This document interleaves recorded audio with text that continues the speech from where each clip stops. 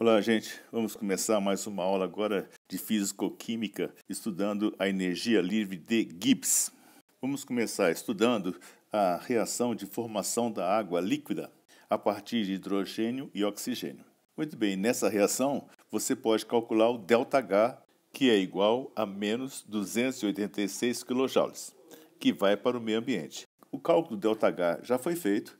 E o cálculo da variação de entropia também foi feito. Vale menos 164 Joule por Kelvin por mol.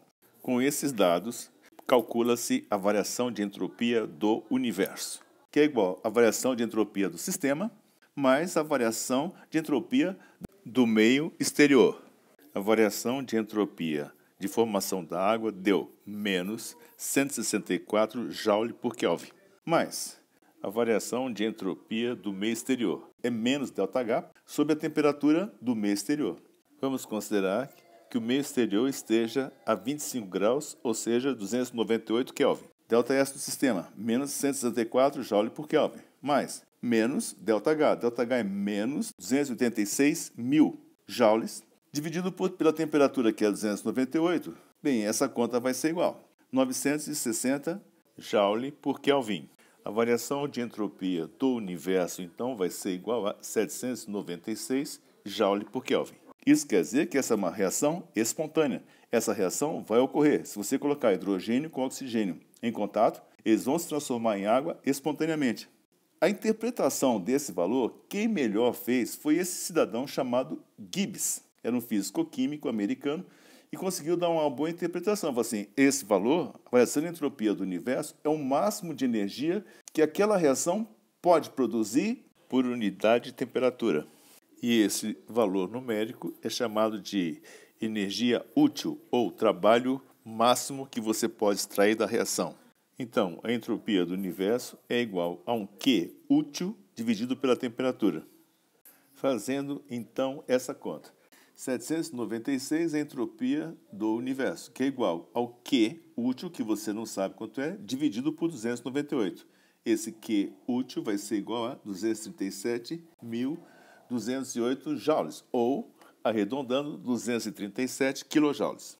O significado, então, desse valor, essa é a máxima energia que você consegue extrair na reação de formação da água, que você pode transformar em trabalho. Então, a variação de entropia do universo é igual à variação de entropia do sistema mais a variação de entropia do meio exterior. Agora, trocando ΔS do universo por Q útil sobre temperatura. Isso vai ser igual à variação de entropia do sistema, ΔS do sistema, mais o ΔS das vizinhanças. Mas vamos trocar o ΔS da vizinhança por menos ΔH sobre T. Se você agora quiser eliminar esse T do denominador, você deverá multiplicar toda a expressão por T. Então vai ficar assim, Q útil sobre T vezes T. Agora eu estou multiplicando tudo por T. É igual ΔS do sistema vezes T, mais menos ΔH do sistema sobre T vezes T. Dá para cortar essas temperaturas e no final você vai ter o seguinte, Q útil é igual ΔS vezes T menos ΔH. Agora vamos fazer o seguinte, vamos multiplicar por menos 1 para poder dar o significado que os químicos gostam de dar quando libera calor, você coloca o sinal negativo. Então, vamos multiplicar por menos 1 e você vai obter então agora a seguinte expressão. Menos Q útil é igual menos ΔH, que vai dar no final ΔH, menos T ΔS. Eu multipliquei tudo por menos 1, quer dizer que eu troquei todos os sinais. Esse menos Q útil é o ΔG da reação. É a variação de energia livre da reação.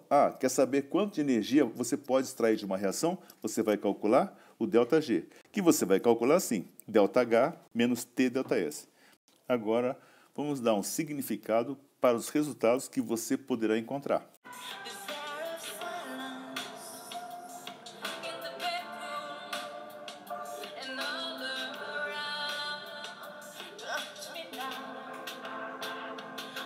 Por exemplo, quando o ΔG dá negativo, quer dizer que essa reação é espontânea e o valor do ΔG significa o máximo de trabalho que você consegue extrair. Quando o ΔG é igual a zero, a reação está em equilíbrio E quando ΔG dá positivo, significa que essa reação não é espontânea ou, numa linguagem mais simples, essa reação não deve ocorrer. Quando o ΔG dá negativo, essa reação é chamada de exoergônica ou exergônica. Quando o ΔG dá positivo, essas reações são chamadas de endoergônica ou endergônica. A compreensão maior, assim, de domínio desse assunto, você vai ganhando à medida que você vai fazendo os exercícios. Então, vamos examinar um primeiro exemplo. No primeiro exemplo,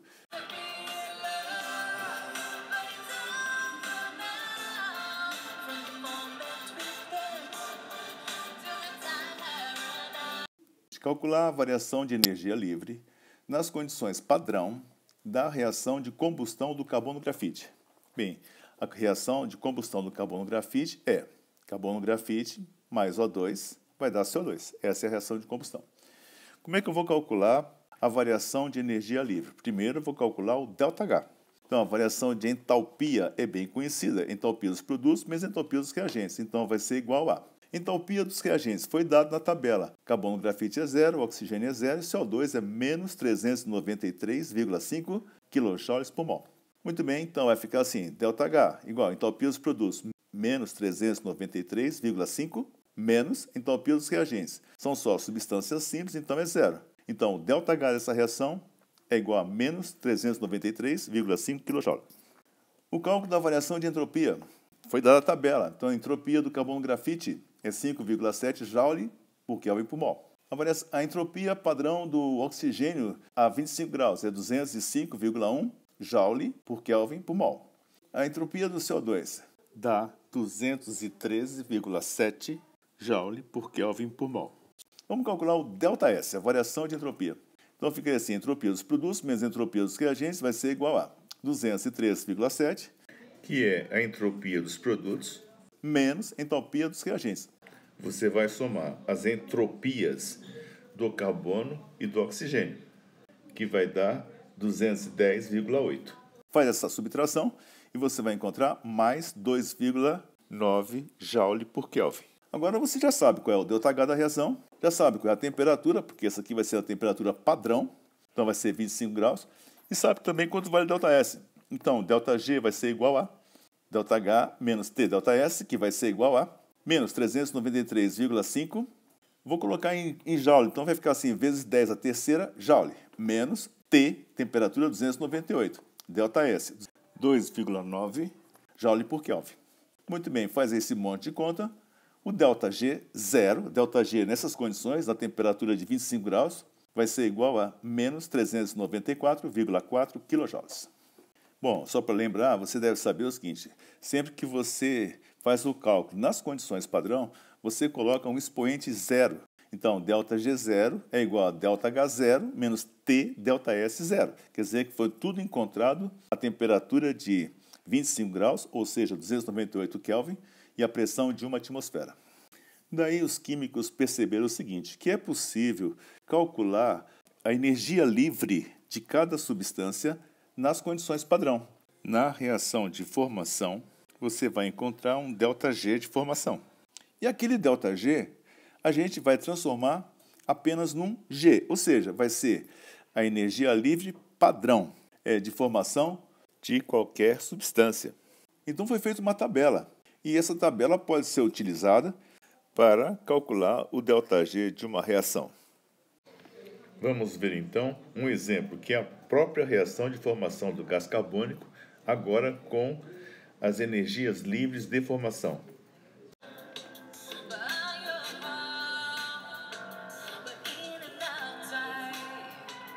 ΔG da reação vai ser o G dos produtos menos o G dos reagentes. Sempre considerando que a substância simples vai ter o G igual a zero, como a entalpia também é igual a zero para a substância simples. Agora, fazendo assim, ΔG da reação vai ser igual a G dos produtos, que vai ser o G do gás carbônico, que vai ser menos 394,4, menos o G dos reagentes. Você vai considerar a substância simples também como sendo igual a zero, analogamente ao que se faz com as entalpias. E a conta final vai ser igual a menos 394,4 kJ. Conclusão. O ΔG você pode calcular, então, agora de duas maneiras. Ou pela fórmula original, ΔH menos T ΔS, ou pela fórmula G dos produtos menos G dos reagentes, a partir de uma tabela de energias livres de formação. Vamos ver agora como é que varia a energia livre mudando a temperatura. Nós já estudamos a variação da entalpia com a temperatura e a gente já sabe que a variação de entalpia é praticamente constante. A variação de entropia é a mesma coisa, varia com a temperatura, mas também a variação é muito pequena. Então a gente vai considerar também o ΔS, a variação de entropia do sistema, como sendo constante. Daí é o seguinte, ΔH é constante, vamos adotar essa maneira de pensar. ΔS é constante, tudo bem. E o ΔG vai ser também considerado constante? Não, o ΔG vai sofrer uma grande variação quando você muda a temperatura. Pode observar pela fórmula, ΔH menos T ΔS, quer dizer que na fórmula já tem essa grandeza chamada temperatura.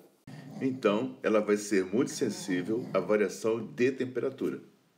Vamos, então, examinar 4 casos. Vamos supor que o ΔH seja negativo, quer dizer, uma reação exotérmica, e um ΔS negativo. Vamos fazer um gráfico de energia em função da temperatura. O ΔH é constante. Se ele é negativo, ele está abaixo de zero nesse gráfico de energia e vai ficar constante o tempo todo. Então, dá uma linha paralela ao eixo da temperatura. Tá. Como o ΔS é negativo, o T ΔS também vai ser negativo.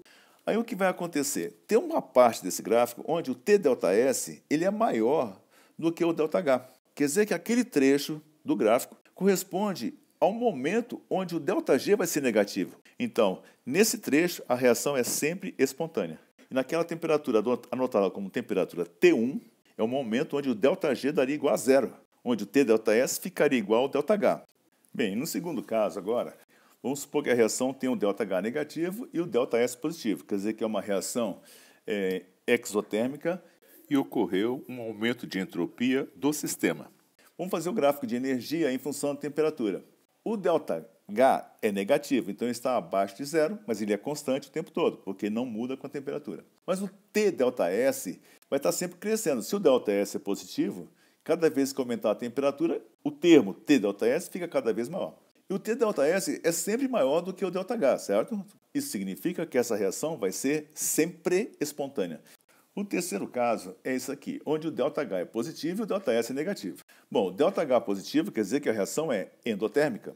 E o ΔS negativo quer dizer que a entropia diminui. Bom, olhando no gráfico de energia versus temperatura, você vai verificar o seguinte. Primeiro, o ΔH ele é positivo, então está sempre acima do eixo da temperatura aí, positivo, e vai ficar constante. E o T ΔS começa em zero, porque a temperatura mais baixa que pode existir é o zero absoluto. Então, cada unidade de temperatura que aumenta, o termo T ΔS fica cada vez menor. Nesse caso, nunca o T ΔS é maior que o ΔH, o que significa que o ΔG dessa reação vai ser sempre positivo, mas ΔG positivo quer dizer que essa reação nunca deve acontecer. Finalmente, o quarto caso. O ΔH positivo e o ΔS positivo. Tá bom, então se for o ΔH positivo, a linha do ΔH vai estar sempre acima do zero. Tudo bem? É essa linha vermelha. Se a entropia é positiva, então o T ΔS vai ser sempre positivo, desde o zero absoluto até a temperatura que você quiser considerar. Mas vai ter uma temperatura que eu vou chamar de T1, que é acima da qual o T ΔS ficou maior do que o ΔH. Se ficou maior, o ΔG vai ser negativo. Então, nesse trecho, a reação vai passar a ser espontânea. Vamos ver agora um terceiro exemplo.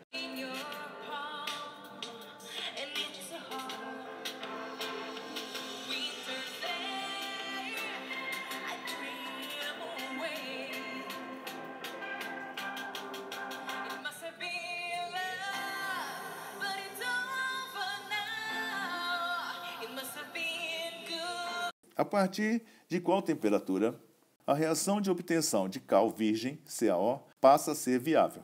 Bem, você deve saber que a cal virgem é obtida do calcário, carbonato de cálcio, CaCO3. Aí você aquece essa substância e ela vai se transformar em óxido de cálcio, que é a cal virgem, e é o que você quer. Mas gás carbônico é um gás que vai para o ar atmosférico. Bom, nós já sabemos quanto vale o ΔH dessa reação, que é mais 178 kJ por mol. Nós já sabemos quanto que é o ΔS dessa reação, A reação já seu ΔS deu mais 160 Joule por Kelvin por mol. A partir de que temperatura essa reação vai ser espontânea? Ou seja, a partir de que temperatura o ΔG vai ser negativo? Bom, você vai aplicar a fórmula do ΔG. ΔG é igual a ΔH menos TΔS. Nós vamos considerar o ΔH constante com a temperatura e o ΔS também. Mas o ΔG vai estar sempre mudando, porque vai mudar a temperatura. Quando é que ele vai ser igual a zero? Ele vai ser igual a zero quando o TΔS ficar igual ao ΔH. Então, realizando os cálculos. ΔH mais 178 mil joules. Olha lá em cima o quanto que vale o ΔH da reação. Menos T, você não sabe qual é essa temperatura. Você vai descobrir, vezes 160 Joule por Kelvin, que é o ΔS. Muito bem. Então, você vai determinar qual é a temperatura na qual o ΔG vai ficar igual a zero. Então, você faz essas continhas, você vai achar a temperatura 1112 Kelvin, ou seja, 840 graus Celsius. Se você continuar aumentando a temperatura, o termo TΔS fica maior que o termo ΔH. Logicamente, se ele ficar maior, quer dizer que essa reação vai passar a ser espontânea. Então, você vai dizer o seguinte, essa reação ela vai passar a ser espontânea a partir da temperatura de 840 graus Celsius ou 1112 Kelvin. Bem, então você agora está pronto para começar a fazer todos os exercícios sobre ΔG. Então, bom trabalho, bons exercícios.